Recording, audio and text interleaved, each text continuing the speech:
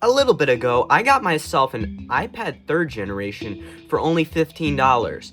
And not only that it was only $15, on the listing photo itself, it showed that the device was running iOS 5.1.1, which of course is its original software version. Now, I've been waiting to unbox this thing, and I can't really wait any longer, so let's get this thing out of the box. Okay.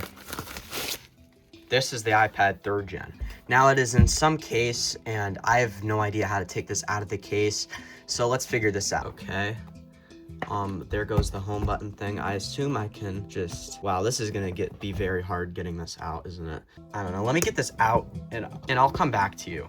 Okay, and now after using a spudger to, annihilate the case, it's in like 8 pieces now. It is free, and it looks like to be in very good condition. Okay, the device is mostly cleaned up, and there is a couple scratches. They are kind of hard to show on camera, but I would maybe call this near mint just because of the scratches, of course. But let's get this thing powered on here. We do have the older style Apple logo, which is a good sign. It's kind of hard to show on camera because it's not focusing, but okay, I see the iOS 5 wallpaper on the iPad 3, and this is definitely an iPad 3 just because of the Retina display. Another sign that this is also iOS 5 is because it has the old YouTube app on here and the older style Maps icon, which both indicate this is running iOS 5. So let's go in here and let's check out the version. As shown in the listing, this is a 16GB model on iOS 5.1.1, and it also is a CDMA or cellular model. I'm not completely sure, but I think it's a cellular model. And I just plugged this thing into coconut battery, and we can see that this is a mid-2012 manufactured device,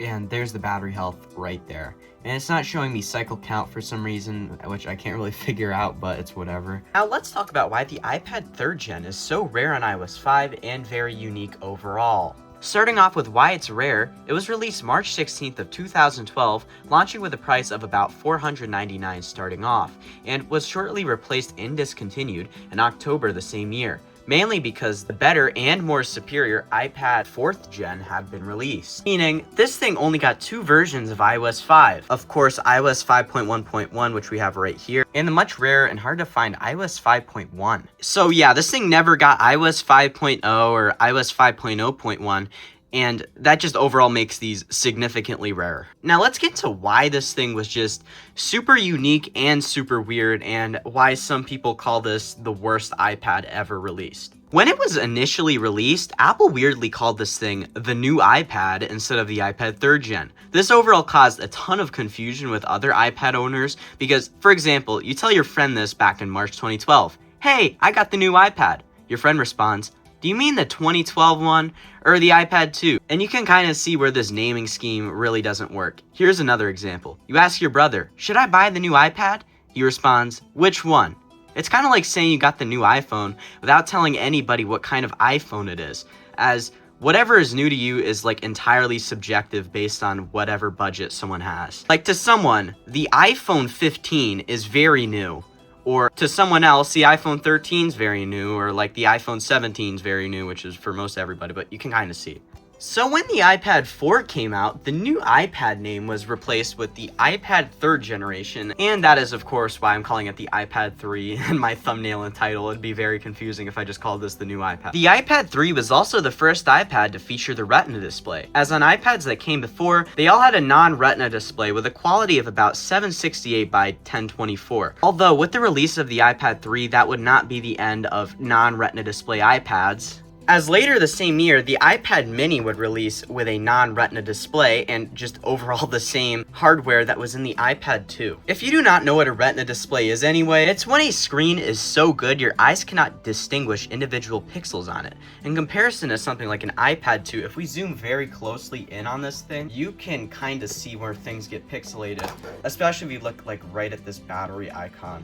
I don't know, it might be hard to convey on camera, but if we compare this to the iPad 3rd gen, for example, in that exact same spot, it looks much better and less pixelated. Like, let's zoom all the way in on that newsstand icon.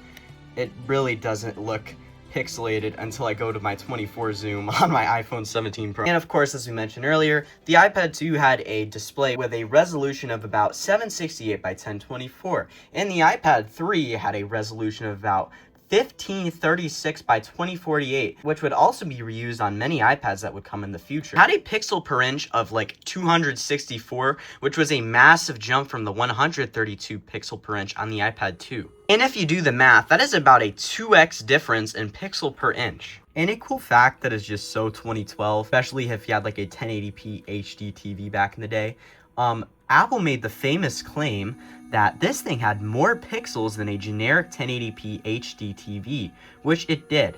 New iPad display is 2048 by 1536 pixels. And if you do the math really quick, you'll figure out that's over 3.1 million pixels on this display, the most ever in a mobile device. Put another way, many of you will all have an HD TV at home. These televisions, 50 inches, 60 inches, have a resolution of 1920 by 1080. Here's an iPad scaled appropriately next to it. It has more pixels. As there's a massive resolution difference on here versus something like a 1080p HD TV, of course, because of how different the resolutions are. All of this meant that this iPad required a huge battery and a much better GPU.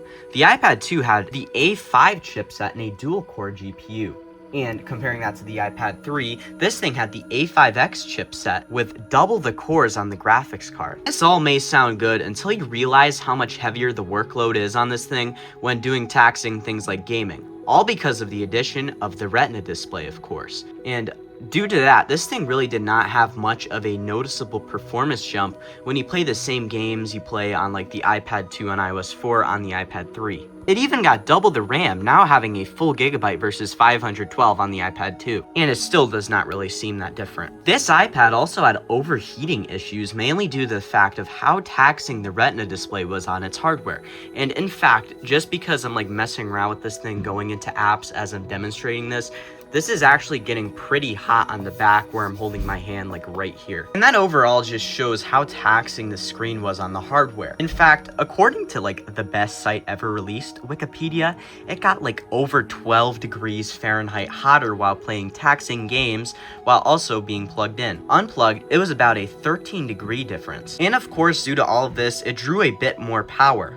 So this thing got an absolutely gargantuan battery with about 11,560 milliamp hours. In comparison to the iPad 2, that thing had around 6,930 milliamp hours, or simply around 7,000. But again, because of how taxing the workload this thing now had, it really did not have a noticeable difference in battery life. But what was noticeable was how much longer this device now took to charge up versus the iPad 2. Mainly the reason this was even happening was because this device still used the 30-pin connector, which of course would be replaced with the superior Lightning connector literally later that year. And at the time, the constraints of the 30-pin connector were definitely showing. It could take up to 6 to 10 hours to charge from a completely flat battery on the iPad 3. In comparison to the iPad 2, that took about 3 to 5 hours, which of course is significantly less. Although this was the base charging brick they provided, of course this would change if you had one with higher wattage. This iPad also got 4G on its cellular models, which we have right here. I have a cellular right here and I have a CDMA right here. And this whole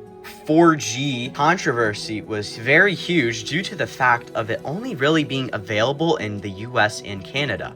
The main reason was of the use of 700 megahertz and 700.5 100 megahertz frequencies versus the standard 800 megahertz. So it could not communicate with anything outside of the US. So Apple ended up having to drop the Wi-Fi plus 4G marketing they were using for the cellular model iPad 3s and just replace it with Wi-Fi plus cellular. But this rename only occurred outside of the US for obvious reasons. Apple even got sued in Australia by the Australian Competition and Consumer Commission over this whole debacle. They also got sued for false advertising also in Australia. The iPad 3 was also much heavier compared to something like the iPad 2, and if you have both of these, you can definitely tell the difference. And the main reason for this was its bigger battery. And of course, if you have both of these, numbers really do not lie. The iPad 3 was about 50 grams heavier compared to the iPad 2. The iPad 3 also did not release with the brand new Siri feature that was on the iPhone 4S. And that overall does sort of seem weird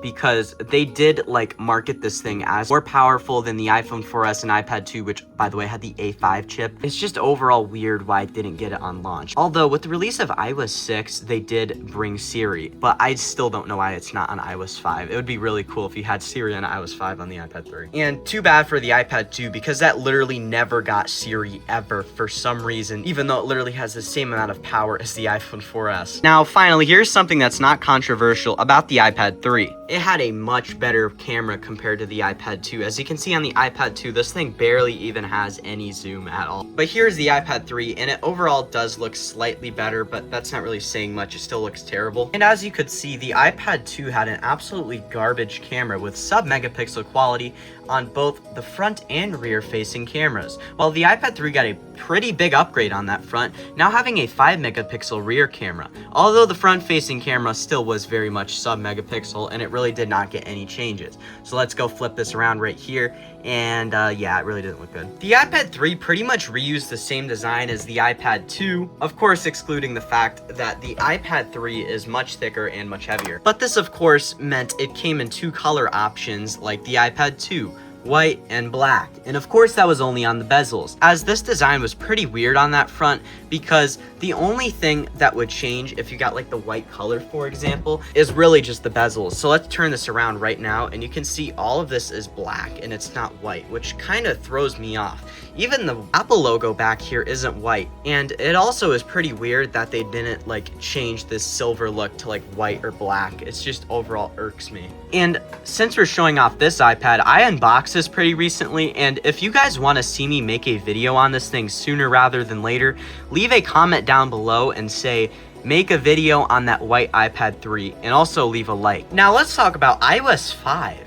In my personal opinion, this is by far one of the greatest iOS updates ever, just because of how much new stuff was added, and a lot of these things we still use to this day, like iCloud, which of course was Apple's all-new revolutionary cloud service. You can see previously on things like iOS 4, the precursor to this was MobileMe, which was also notoriously buggy and overpriced. The starting price of MobileMe was actually $99 and was not like iCloud where it was just free. That's pretty much the biggest reason why iCloud actually did well. But anyway, you probably should know what iCloud is at this point. It backs up the data on your devices and syncs it between each other. And since Apple is kind of removing manual syncing with a computer, they just said, screw it, let's just do the same thing with everything else.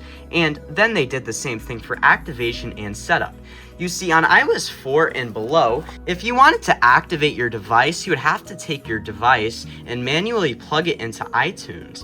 And you would also have to do the same thing if you wanted to sync stuff between your devices. You would traditionally just restore from a backup. This sucked especially for people that only had mobile devices, as they would most likely have to take their device to the Apple Store. On iOS 4, there's this thing called the iPod app, and on iOS 5, this was separated into multiple applications, which we know as today as music and videos, which I don't know if videos even is still around today actually. Over-the-air software updates were also added instead of manually plugging your device into the computer and updating, of course. iMessage also launched with iOS 5, and essentially, you could message over Wi-Fi to others as long as they were also running iOS 5. This also was where blue message bubbles were introduced, and the same thing with read receipts. The notification center was added, and notifications were overall improved. I'll throw up some images of what this looked like on iOS 4, but you would just have this like big notification in the middle that you had to manually dismiss or like choose to open. As on iOS 5, this was replaced with this like little thing that comes up at the top and automatically go away on its own. And notification center also just overall looks different, as it really doesn't take up the whole screen as it does in iOS 7 Plus or like on iPhone. I personally kind of prefer it because you can see all of your content as you're checking your notifications. I don't know why they didn't just keep this when they updated everything to iOS 7 on iPads. The newsstand application was also added, and this is where your magazines and such would go when you downloaded them. It looks really cool and skeuomorphic when filled up with stuff, so I'll probably throw in some images of what that looked like. Multitasking gestures were also added, and same with the split keyboard, as you can see right here. Twitter was also fully integrated into iOS, which I can see and sign in from settings, which I doubt this will work. And this overall must have been a massive thing for 2012. The Reminders app was also added, which I assume you know what it is at this point. And now there's probably some other stuff I missed, but that is majority of the stuff I find important. Now let's just explore the device a little further. One thing I really like about iPad 3s and iOS 5 is the wallpaper selection is absolutely immaculate. You got things like this water, I don't know what this is, like ocean, reservoir, something like that, but it really looks cool. And this is the default wallpaper, and interestingly, it isn't like the water drop wallpaper, which is also available here. As on other devices that weren't the iPad 3 and iOS 5, this was the default. And a good bit of these are iOS 6 wallpapers that came a bit earlier, like this ocean wallpaper right here, which was pretty much introduced on all the other devices on iOS 6 and newer. Same thing with this like green grass glossy wallpaper. Some of these are actually exclusive to this device, like this one, which I really like. I actually use this on my iPhone 17 Pro nowadays. And the thing I really like about iOS 5 and the iPad 3's wallpapers is a lot of these are carried over from previous iOS versions, like this one, and a bunch of these are also carried over. And same thing with like this one, like there's so many that were carried over. As an iOS 6, all of these were removed and replaced with newer ones, and overall the wallpaper selection isn't nearly as good because of that. You can also fix things like the App Store and YouTube, although I didn't really bother doing that.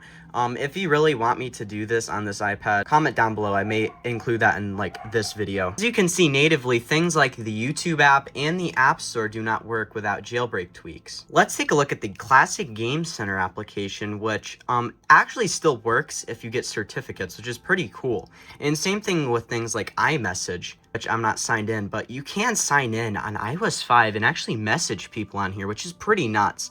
Let's also take a look at the music application, which I synced up a ton of music on here. I actually like using these devices as iPods. Let's also take a look at things like the Notes application, which we just looked at a second ago, and is very skeuomorphic and very cool looking. And now, if you're curious on what Cydia looked like back then, as I just recently jailbroke this thing, here you go. I also got Minecraft on this thing with my favorite version of Minecraft. That is a non-infinite version, and that is 0.72. And it runs very well on this thing, as this is pretty much iOS 6, iOS 5 era. Now, there's a bunch of other stuff I could sideload on this thing with Viteris, but I'm not going to bother. Now, let's get to the jailbreak process of this iPad 3rd gen. Now, because I'm very lazy and don't want to bother saving blobs before I jailbreak, I'm going to just do the jailbreak up front and save blobs after with KDFU, and I'm gonna hope that this goes fine and I don't break the device. So we'll have to see what goes on here. And the main reason for me doing this is because Checkmate A5 on A5X specifically with iPad 3s is very unreliable, and it takes a ton of tries for you to actually pwn it. And let me load up my Linux computer right here. So the first thing I'm going to need to do is plug my iPad 3 up to my Linux computer. Okay, and we're going to be using a program called Legacy iOS Kit to jailbreak this thing. Now, the jailbreak I plan on using is a jailbreak called Gilbert Jailbreak, but it's already built into Legacy iOS Kit, so I'm just going to use it here. And the main reason for me not using Aquila is apparently A5X specifically is having some issues properly exploiting on A5X. So I'm just going to use Gilbert Jailbreak. Okay, and let's run restore.sh for the second time. It's also giving me news that it's an IMEI 9900. Anyway, jailbreak device. Your device on iOS 5.1.1 will be jailbroken with Gilbert Jailbreak. No data will be lost, but back up your data just in case. So, yes. Let's hope this goes well, guys. I'm very concerned, because majority of you probably know how rare these devices are. Okay, that's part of the exploit where it says restore complete. Okay, it's now rebooting. Let's hope this works. And I think how this works is once it reboots, it has you, okay, it looks like it's rebooting again, actually. It has you open up like a helper app that it like sideloads manually after it does this thing here. I think it partially patches it. I don't know. It's a very complex jailbreak, that's for sure. Okay. Looks like it's doing something else. I'm just gonna leave it. Okay, please run the jailbreak icon. So run that, and then I just hit enter. And hopefully it has been jailbroken. Okay, it is rebooting again.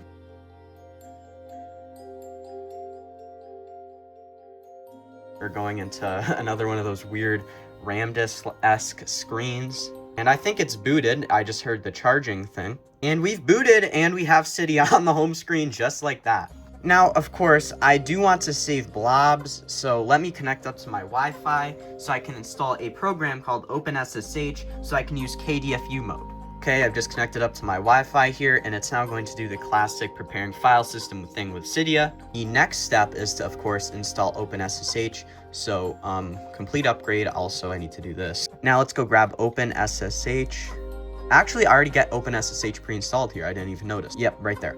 Okay, now let's save SHSH blobs. To save SHSH blobs, of course, we're going to go boot up Legacy iOS kit. We're going to do a blob dump onboard blobs. I have to go grab the IPSW. I may have it already on here. iPad 3 GSM, I think, unless this is a CDMA. No, I actually have a CDMA iPad 3. I didn't even know that. So we're going to scroll down. We're going to find iOS 5.1.1. I'm going to hit download on this right here. Download. What we do here is go back. And yeah, that's the video. If you enjoyed this video, please consider dropping a like, subscribe with notifications on, sharing this with someone that would find this interesting. Consider hyping the video up and using the hype feature, which YouTube added recently. And check out my social media accounts, which should be in the description and in the end card. I have a TikTok, I have a Twitter, I have a second YouTube channel, and I have a Reddit account. And also, I mentioned this midway through the video. Leave a comment if you want to see me unbox this iOS 5 iPad 3 sometime soon. And anyway, this has been Derek from CertifiedLegacy, and I'll see you in the next video. Bye-bye.